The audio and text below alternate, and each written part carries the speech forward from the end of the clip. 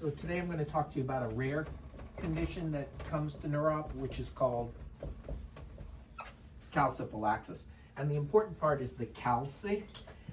Sometimes this is referred to as a calcific uremic arteriolopathy. And the way it comes to us is it looks like arteritis. So it is a mimicker of GCA. So GCA is also an arteriolopathy. It happens to be an inflammatory arteriolopathy. But instead of inflammatory infiltrate causing the arteriolopathy, it is calcific deposits. And the uremic part is the patients have end-stage renal disease and they may or may not be on hemodialysis. And because it's a diffuse arteriolopathy, the patients can present with skin lesions because they have necrosis from the arteriolopathy, and that can lead to severe ischemia and gangrene.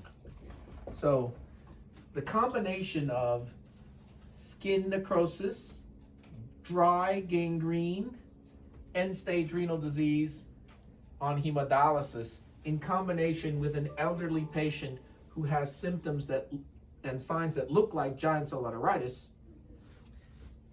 visual loss, RAPD, and what usually we're thinking about in patients who have vision loss in the elderly, who have an ischemic infarction, pallid edema of the optic nerve. Normally that is as giant cell arteritis. And of course, in those patients who are elderly, who have this presentation, we're going to do the SED rate and the CRP.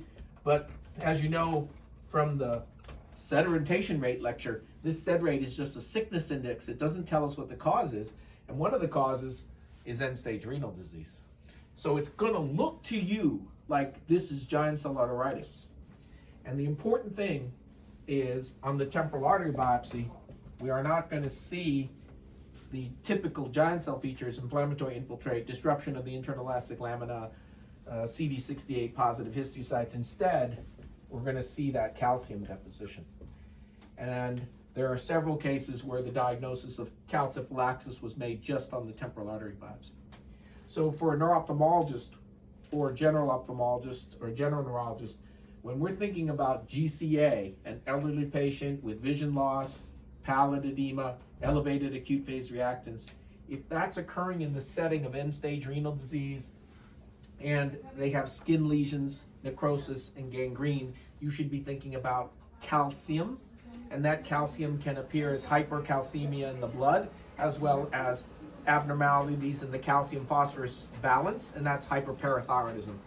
So when we've got abnormalities of parathyroid hormone, abnormalities of calcium, if you have a CA problem, even if it looks like GCA, maybe it's not GCA, it's just the CA, and that CA is calciphylaxis. The other important thing to know is the typical treatments that we're using in GCA, steroids, vitamin D and calcium for preventing osteoporosis, might actually make calciphylaxis worse. So not only are you not helping the GCA suspect patient, you're making them worse. So bottom line, even though it looks like GCA, if there are abnormalities of CA, calcium, you should be thinking calciphylaxis.